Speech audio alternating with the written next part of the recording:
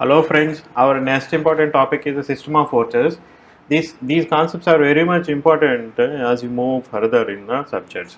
Okay, please pay attention. What is the force?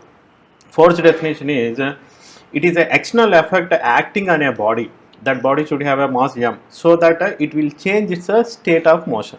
What is the state of motion? Either on the rest or in any continuous motion. Okay, so for example, as in the video, if I keep one mass at a rest, then I apply some force to it, then what happens? Because of the force, it start gaining the velocity and then move with the acceleration a. That means whenever there is a change in the state of the motion, that is nothing but the change in the velocity, and it will give the acceleration to that body. That means here F force can be written as a mass into the acceleration of the body gained because of this external effort. Okay, there you mention the note down that it is external effort. Okay, and force is a scalar quantity or vector quantity. So how to represent? Before we further discuss about these vectors, let me introduce the right hand thumb rule, because this rule is very much important, and then this will very much help you to draw xyz coordinates without getting confused their direction. Okay, as like in the video, the thumb represents the thumb we will take the thumb, after that the index finger as in the video, and then the middle finger. Okay, all these three fingers are perpendicular to each other, and then the remaining fingers are rotating in the anti-clockwise direction if you see from the top of this hand. Okay, and here I will take the x-axis along the index finger, and automatically the y-axis should be perpendicular to this, and that I have taken along the middle finger. Then automatically, since the other two fingers are rotating in the anti-clockwise direction, that means I need to start at the x-axis and try to come towards the y-axis. Then your thumb represents the direction of the z-axis. If you don't use this right hand rule, then you will be confused whether the z is in the upward direction or the downward direction. In the same, now let's come back to our this one, vectors. So what is a vector? The vector has a magnitude and as well as the direction. So as in the video, for example, 10 Newton represents the magnitude and J represents its a direction. What is the J here? J is the unit vector along the y-axis. Parallel force also have the same amount. In the same way, the force vector along the z-axis is 20 Newton K, and along the x-axis is 30 Newton I. Okay, like that we need to represent. And sometimes we come across 3D forces also. So far we have seen the one-dimensional forces, and 3D forces are very much important in the IAS examination. Okay, let's give some more introduction. Here, for example, in the video, the F1 is going from origin O to the point P. So how to write these in terms of different unit vector going along the x, y, and z axis. First, to find out the projections onto the xyz are lines parallel to the xyz axis. Okay, so how to do that? First I will draw one line P from P to P dash, that is parallel to the z axis. Okay, so that projection is z1.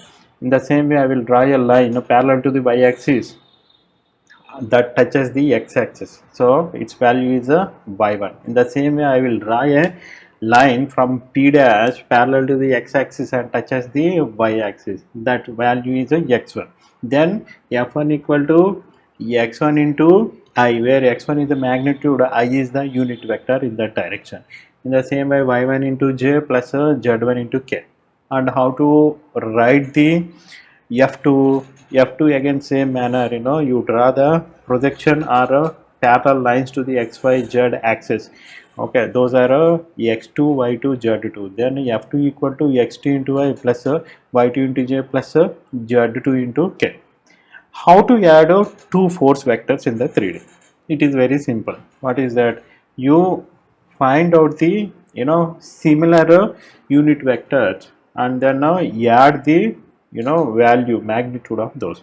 Okay, that means f1 plus f2 equal to x1 plus x2 into I. Why? Because I is similar in both, common unit vector. In the same way, y1 plus y2 into j is a common unit vector in both. In the same way, z1 plus z2 into k. This is how we need to write the if1 plus f2.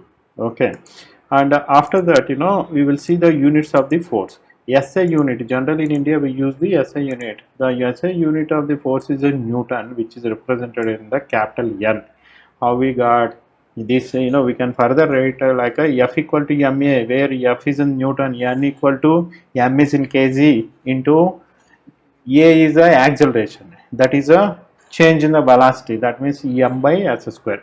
If you don't remember acceleration, then you can remember the acceleration due to gravity, both are same. Okay, always these acceleration due to gravity act in the downward direction. Its value is g equal to 9.81 into meter per second square. Okay, and what is the unit of MKS? What is the need of doing for MKS? Because still most of the instruments or the motors or any equipment we import from Western countries, they use MKS units. So we need to remember these also for better understanding in the field. So MKS system of force unit is dyne. In case of SI unit, it is in terms of kg and meter. In case of MKS unit dyne, it is in terms of gram and centimeter. So one dyne equal to 1 gram into 1 centimeter by second square. How to find out relation between this dyne and Newton? You substitute kg in place of gram and meters in place of centimeter. 1 gram equal to 10 power minus 3 kg and 1 centimeter equal to 10 power minus 2 meter.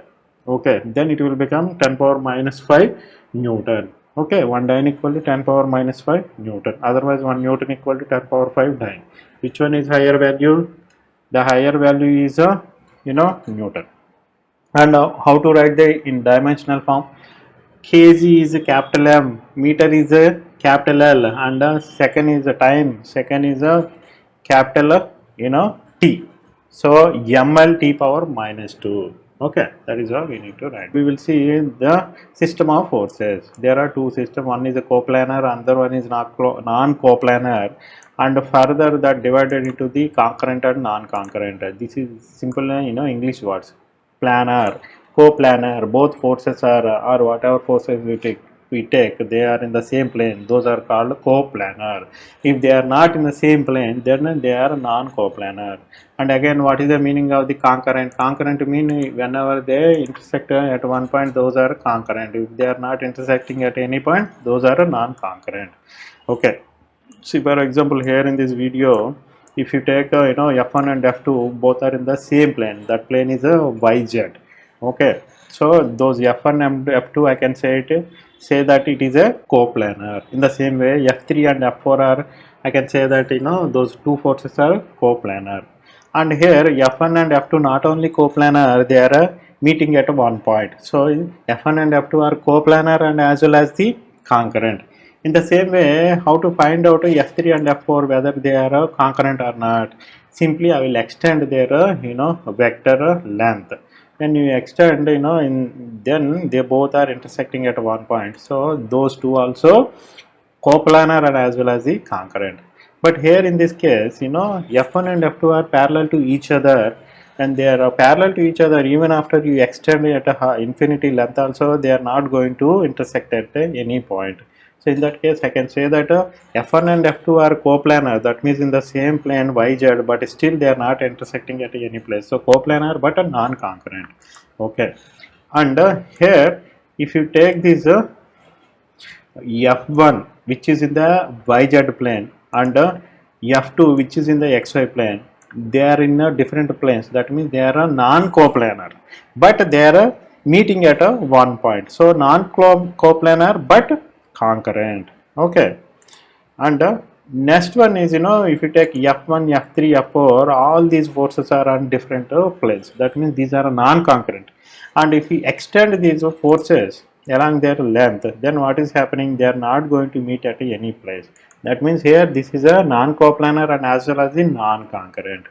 Okay, there should not be any confusion about that. And now, before we proceed further, I would like to introduce some other noun concepts only. First one is the principle of transmissibility. The second one is the resultant of forces. How to find resultant of different forces. The third one is first law of Newton's, motion, second law of Newton's motion, and third law. Third law we are going to use many times, so we will put some concentration on the third law. And then the fourth one is law of gravitation. Okay, let's start with the principle of transmissibility. In the principle of transmissibility, there are 2 points, two sentences you need to remember. The one is, the line of action. Since we are talking about the force, so the line of action of force, what is the meaning of that? It is simply extension of the force vector. Okay, that means the force is acting along that vector. And the another point is point of action, that means the end point of the head of the that vector. Okay, so what is the meaning of the transmissibility? Moving from one place to another place. Okay, so the principle of transmissibility says that the effect of force on any body is not going to change even though you change the point of action along the point of action line. Okay, what is the meaning of that? Here in the torus, you take 2 points A and B, and the force F1 is acting at A. Now I will extend the the vector. Then the line is the point of action of the force is passing through the point A and B. In the first case, when I apply force F1 at A, the torus is going from Adapala 1 to the Adapala 2. Now in the second case, same amount of force F1, I am applying at a point B, but this point A and B are on the same line of action of the force. Then what happened? In this case also, the torus reached from point A to the point B. That means the effect of the force on the body is not changed even though you change the point of action of the force from point A to the point B. That is the meaning of that. Okay, what is the advantage why we are studying? By using this principle, we are going to move the force, action of force to different points to conveniently while solving the problems.